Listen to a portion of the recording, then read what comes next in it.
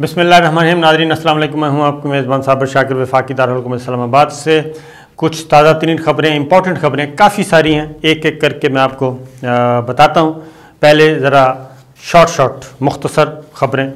Number 1 ये जी कि रूस के वज़ीर ख़ारजा ने ये मुतालबा किया है कि सलामती कौंसल की रीस्ट्रक्चरिंग की जाए, उसकी असर नौ तंजीमी ढांचा उसका होना चाहिए, उसमें रिफॉर्म्स होनी चाहिए, इस्लाहात होनी चाहिए, क्योंकि अक़वाम मुत्तहिदा की जो सलामती कौंसल का फ़ोरम है वो मग़रब की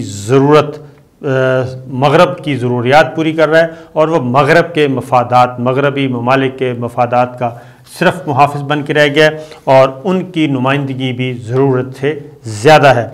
जबकि इस आलमी इदारे में इस्लाहात लाकर इसमें अफ्रीका, इसमें जनूबी एशिया, इसमें लातीनी अमेरिका को भी मुस्तकिल नुमाइंदगी देनी चाहिए ताकि सिक्योरिटी कौंसल में जमहूरियत आ सके, यानी सिक्योरिटी कौंसल के अरकान की तादाद, जिनके पास विटो पावर है, उसकी तादाद ज़्यादा कर देनी चाहिए और इसके अरकान की तादाद भी बढ़ा देनी चाहिए। ये रूस ने मुतालबा किया है और अमेरिका बेसिकली ये अमेरिका और मग़रबी ममालिक की जो अजारतदारी है उधर, उसको अमेरिका, यूरोप और इनकी उसको ख़त्म करने की कोशिश की गई है। और ये सिर्फ रूस नहीं है, इसमें चाइना भी है और इसमें पाकिस्तान भी है और दीगर ममालिक भी इसमें शामिल हैं। दूसरी खबर अफ़गानिस्तान से है। अफ़गानिस्तान में जी लड़ाई जारी है बदस्तूर और ठीक ठाक लड़ाई जारी है और इसके साथ साथ इंडिया ने क्लेम किया था कि उनके नुमाइंदों की, इंडिया के सिफारतकारों की, इंडियन हुक्काम की मुलाकात हो गई है अफ़गान तालिबान के साथ। तो अफ़गान तालिबान ने फ़ौरी तौर पे इसकी तरदीद की है कि इसमें कोई सदाकत नहीं, हमारे किसी नुमाइंदे ने इंडियन हुक्काम से, इंडियन ऑफिशियल से किसी किस्म की कोई मुलाकात नहीं की। ये वो प्रोपेगेंडा का हिस्सा था क्योंकि इंडिया को काफ़ी सुबकी उठाना पड़ रही थी। उनके एक सिफारतकार ने काबुल में ट्राई की थी और उसके बाद दोहा में 2 दफ़ा इंडियन वज़ीर ख़ारजा गए और न सिर्फ इंडियन वज़ीर ख़ारजा गए, उसके बाद भी कुछ लोग गए। फिर एक और कोशिश की गई थी और वो थी कि इंडियन सहाफ़ियों का एक डेलीगेशन भेजा गया था अंडर कवर, उसमें सहाफ़ी कम और वो लोग ज़्यादा थे, उनकी मुलाकात हो जाए। तो अफ़गान तालिबान ने इंडिया के किसी भी वफद से मिलने से इनकार कर दिया। तो ये एक चीज़, एक ख़बर मैंने कहा आपसे शेयर कर लूँ। दूसरी जानिब एक और ख़बर है और वो है कि इस्लामाबाद में एक यूरोपियन कंट्री, यूरोपीय मुल्क के सफारत खाने से 1.5 अरब रुपए की चोरी हो गई है। 1.5 अरब रुपए का माल गुम हो गया। ये 1.5 अरब रुपया कहाँ गया, कैसे हुआ, ये आपको बताऊंगा आगे जाके। लेकिन इस दौरान एक और ख़बर सुनिए और वो है कि लाहौर में जी यके बाद दीगरे 10 धमाके हुए। बज़ाहिर बरकत मार्केट लाहौर में बज़ाहिर ये धमाके गैस सिलेंडर के थे, लेकिन ये क्या महज इत्तफाक है? ये नहीं हो सकता कि जौहर टाउन कार बम धमाका हो और उसके बाद बरकत मार्केट में 10 गैस सिलेंडर ये के बाद दीगरे फट जाएं। तो इस पर तहकीकात की जा रही है कि आखिर माजरा क्या है। उसकी वजह यह है कि मकबूजा कश्मीर में माहौल बनाने की कोशिश की जा रही है और अब आहिस्ता आहिस्ता वो बिल्ली जो है, बल्कि बिल्ली नहीं, लूमड़ जो है वो बाहर आ रहा है थैले से। और वो इस तरह कि अब जो ड्रोन हमला किया गया था जम्मू एयरपोर्ट इंडियन फ़िज़ाइया के स्टेशन पर, अब उसका मलबा फेंका जा रहा है पाकिस्तान पे, लेकिन बहुत ही नामाकूल किस्म की कार्रवाई की गई। और अब ये कहा गया, नरेंद्र मोदी कह रहे हैं कि जनाब, और इंडियन इस्टेब्लिशमेंट भी रहा भी, कि ये जो कुछ हुआ ये तो ड्रोन जो हैं वो पाकिस्तान से आए थे, 10 किलोमीटर का फासला है जी। और अब इंडिया के अंदर फिर वो पुलवामा ड्रामा वाली बहस दोबारा शुरू हो गई है, जब इन्होंने जनरल इलेक्शन जीतने की, आम इंतखाबात जीतने के लिए नरेंद्र मोदी, अमित शाह, अजीत डोवल ने एक पुलवामा में अपने ही भारतीय फ़ौजियों को, 20 भारतीय फ़ौजियों को फारिग करवा दिया था, मरवा दिया था कि पाकिस्तान पे मलबा डाल दिया जाए। और उसके बाद फिर जो कुछ हुआ हमारे सामने ही, बालाकोट और उसके बाद अभिनंदन ये वो, लेकिन बाज नहीं आ रहे। अब फिर इन्होंने डाल दिया, उसकी वजह कि ऑल पार्टीज़ कॉन्फ्रेंस हो गई नाकाम। और अब रियासत में यानी कि जम्मू और कश्मीर इंडियन वादी में ये करवाना चाह रहे हैं, मकबूजा वादी में इलेक्शन, और उसके लिए ये सारा ड्रामा रचाया जा रहा है। अब वहाँ पे सवालात उठना शुरू हो गए हैं कि क्या भारत की फ़िज़ाइया इतनी ही नकम्मी है? वो राफ़ेल उनके किधर गए जो फ्रांस से आए थे, और वो सारा जासूसी का निज़ाम किधर गया जो इसराइल से इन्होंने लिया हुआ है कि पाकिस्तान से ड्रोन उड़े, 10 किलोमीटर अंदर गए और इंडियन फ़िज़ाइया का स्टेशन फारग किया, वहाँ पे मवाद फेंका, बारूदी मवाद, धमाका खेज़ मवाद फेंका 4-5 किलो, और उसके बाद वो ड्रोन का पता ही नहीं चला वो किधर गए, और वो वापस भी आ गए। तो ये सवाल अब उनकी अपनी नाअहली और नाकामी को छुपाने के लिए ये सारा कुछ किया जा रहा है। था उनका अपना ही Bipin Rawat versus Indian air chief, ये जो लड़ाई चल रही है ये था। तो अब वो ड्रामा किया जा रहा है इस तरफ और पाकिस्तान को उलझाने की कोशिश की जा रही है। उसकी वजह ये है जो खबरें आ रही हैं, खबरें बहुत ही ख़तरनाक हैं। जो पीटर पॉल डेविड जो है पकड़ा गया था जौहर टाउन वाले मामले में, उसके बारे में जो ताज़ा तरीन इतला हैं वो ये है जनाब कि वो तो थे उधर यूएई में कैद रह चुके हैं, और वो अंडरवर्ल्ड जो है इंडिया का उसके साथ मुंसलिक हैं। उन्होंने ही पीटर पॉल की भी और मज़ीद 7 पाकिस्तानी जो जेल में थे उनकी ज़मानतें करवाई, उनकी रिहाई करवाई और उनको फैसिलिटेशन के साथ पाकिस्तान भेजा। बकिया 7 की तलाश जारी है। तो ये एक बड़ा प्लॉट जो है वो तैयार हो रहा है इंडिया की तरफ से, और हमारे इंटेलिजेंस इदारे इस मामले में काफ़ी हद तक वाकिफ़ हैं। असल में हो क्या रहा है? हो ये रहा है कि अक़वाम मुत्तहिदा की एक लेटेस्ट रिपोर्ट आई है, और अक़वाम मुत्तहिदा के सेक्रेटरी जनरल हैं अंतोनियो गुतेरेस, उन्होंने खुल के इंडिया के पे, भारत पे, ख़ास तौर पे मकबूजा वादी के हवाले से ये वाशुगाफ अंदाज में कहा है कि वहाँ पे बच्चों को पैलेट गन का निशाना बनाया जा रहा है, और न सिर्फ निशाना बनाया जा रहा है बल्कि उन्होंने कहा कि भारतीय सिक्योरिटी फोर्सेस जो हैं वो बाकायदा तौर पे बच्चों को भी टारगेट कर रही हैं, और इन बच्चों को भी मुआफ़ नहीं किया जा रहा। और उसमें एक रिपोर्ट मुंसलिक की गई है आदाद-ओ-शुमार के साथ, और वह है कि गुज़श्ता साल मकबूजा वादी में कुल 39 बच्चे, जिनमें से 33 लड़के बच्चे थे और 6 बच्चियां थीं, उन्हें वो तशद्दुद से शदीद तरीन मुतासर हुए।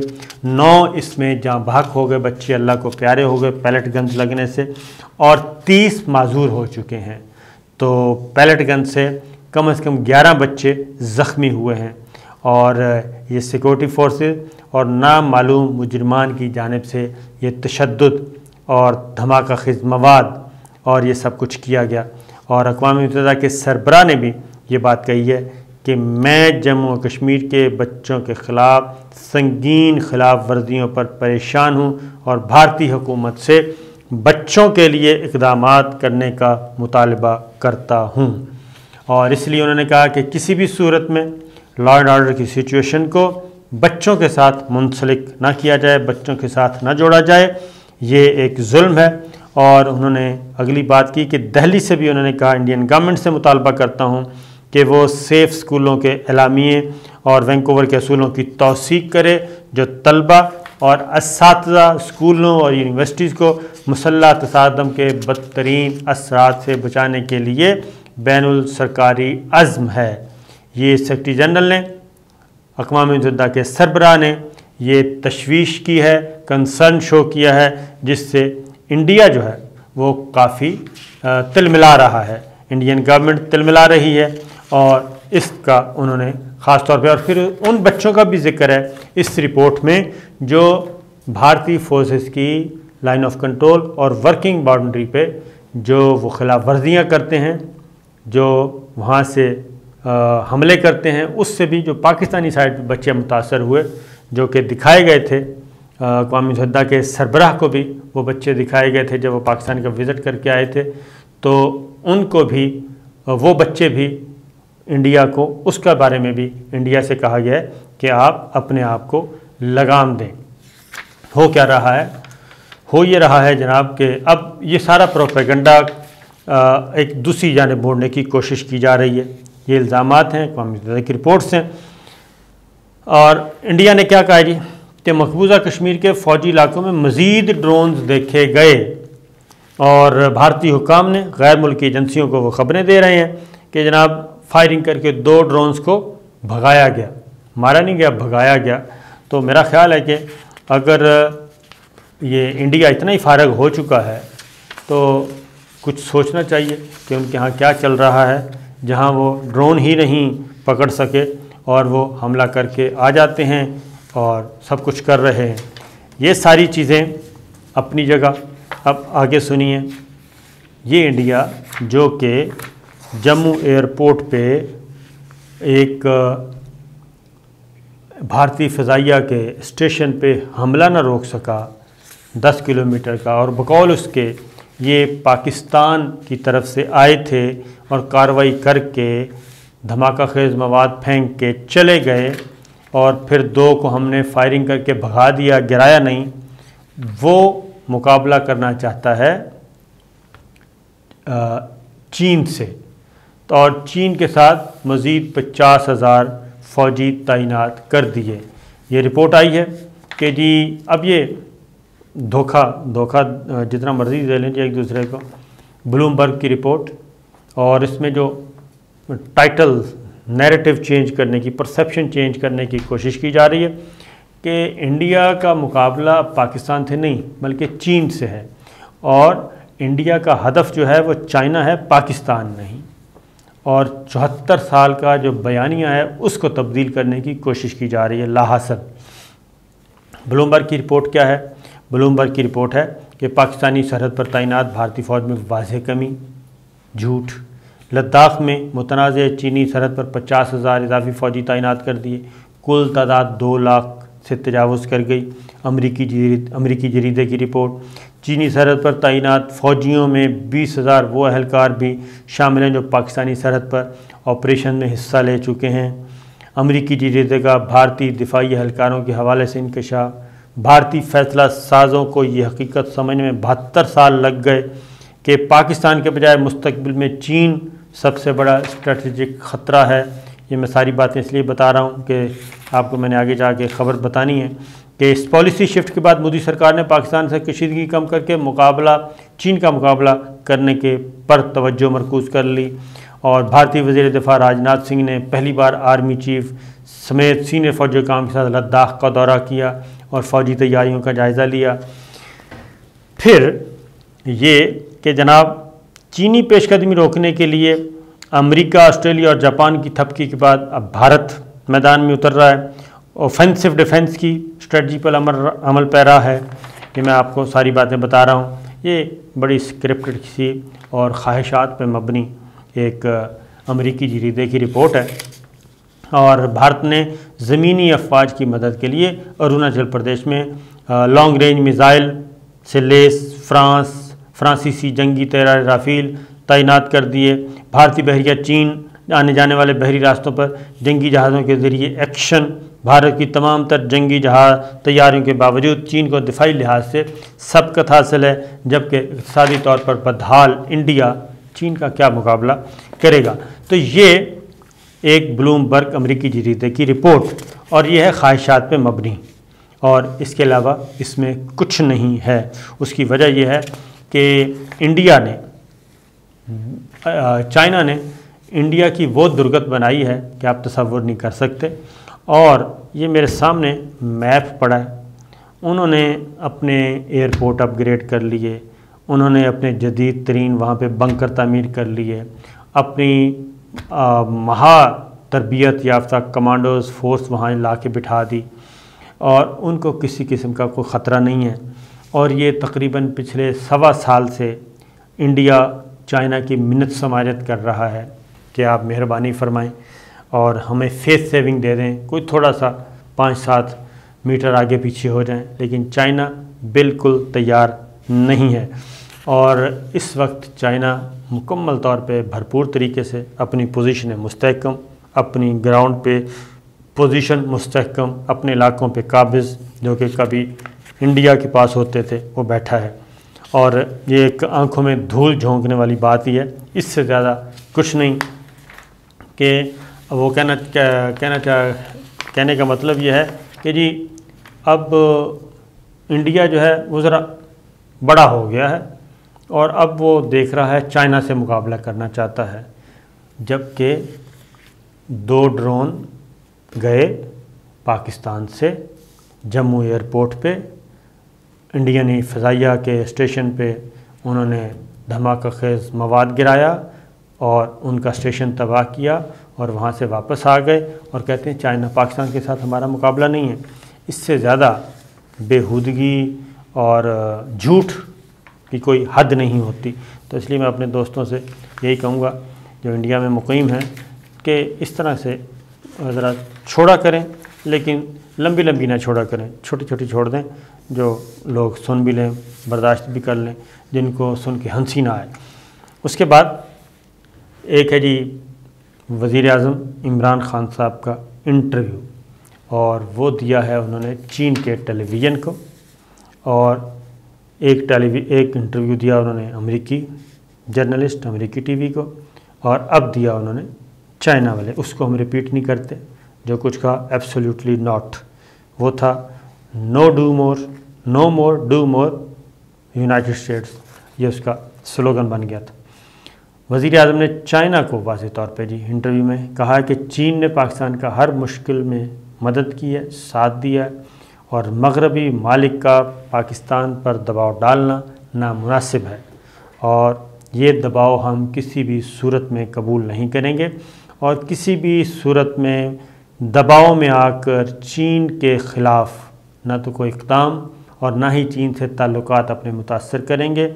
चीन हमारा आज़मूदा दोस्त है और आहनी दोस्त है, और अमेरिका ने चीन के ख़िलाफ़ इलाका इत्तेहाद कायम कर लिया है, वही क्वाड्स जिसको कहते हैं, ऑस्ट्रेलिया, इंडिया, जापान, अमेरिका। लिहाजा वो कहते हैं कि जनाब हमारा ऐसा कोई इरादा नहीं। अमेरिकी इत्तेहाद में भारत और दीगर ममालिक शामिल हैं। अमेरिका का पाकिस्तान जैसे ममालिक को जानिबदार होने पर मजबूर करना ज़्यादती है, और हम जानिबदार होंगे और वो चाइना की तरफ होंगे, चाइना से हट के और कहीं नहीं होंगे। नामुनासिब रवैया है, पाकिस्तान जैसे ममालिक को मजबूर किया जाता है लेकिन हम मजबूर नहीं होंगे, और अमेरिका और यूरोपीय ममालिक का जानिबदार होने के लिए दबाव डालना गैर मुनासिब है। हम ऐसा नहीं करेंगे, हरगिज़ नहीं करेंगे, और कुछ भी हो, जितना भी दबाव डाला जाएगा, पाक चीन ताल्लुकात तब्दील नहीं होंगे, पाक चीन रिलेशनशिप तब्दील नहीं होगी, और पाक चीन ताल्लुकात सिर्फ हुकूमती सतह पर नहीं अवामी सतह पर हैं। ये एक और मैसेज जो है वो दिया है मगरब को, यूरोप को, अमेरिका को, वज़ीर आज़म इमरान खान की तरफ से, पाकिस्तान की तरफ से, कि हमारी प्रायोरिटीज़ क्या हैं। तो ये थी जनाब सूरत हाल। नतीजा आप ख़ुद अख़ज़ कीजिए कि इसमें से क्या क्या निकल रहा है। मैंने कहा आप, हाँ एक और बात याद आया, वो ख़बर रह गई, वो है जनाब कि इस्लामाबाद के इटली का सफारत खाना है, इसमें 1000 शेंजन वीज़ा के जो स्टिकर हैं यानी कि वीज़े, वो कहते हैं चोरी हो गए। 1000 शेंजन वीज़े, और इस वक्त इटली का जो वीज़ा है, शेंजन वीज़ा तो एक साइड पे रखें, सिर्फ इटली का वीज़ा उसकी कीमत 12 से 15 लाख रुपए है।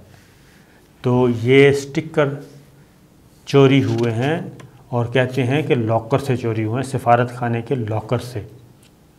1000 स्टिकर, 1000 वीज़े, शेंजन वीज़े, और FIA को इन्होंने, और ये वीज़ा जो जी यूरोप के 26 मुल्कों के लिए कारआमद है, और इस वीज़े की मार्केट में वैल्यू 12 से 15 लाख रुपए है। तो ये ओपन वीज़ा ये FIA ने उन्होंने कहा जी कि हम अपनी तहकीकात करेंगे, बाकी चोरी की रिपोर्ट पुलिस देखेगी। तो इसमें ख़बर है, ये इसकी मालियत बनती है जी 1.5 अरब रुपया, 1000 वीज़ों की मालियत 1.5 अरब रुपया बनती है। और ये इसमें कौन मुलव्वस है क्या नहीं, लेकिन एक बात बता दूं कि हम जिनको बहुत ही उजला उजला और यानी खामखा कहते रहते हैं कि ज़बरदस्त लोग हैं जी, वहाँ पे ये नहीं, वहाँ पे वो नहीं, कोई भी सफारत खाना, इनके सफारतकार भी, इन सफारत खानों के सफारतकार भी वीज़े बेचते हैं, सब कुछ करते हैं, माल बटोरते हैं और उसके बाद अपने वतन को लौट जाते हैं।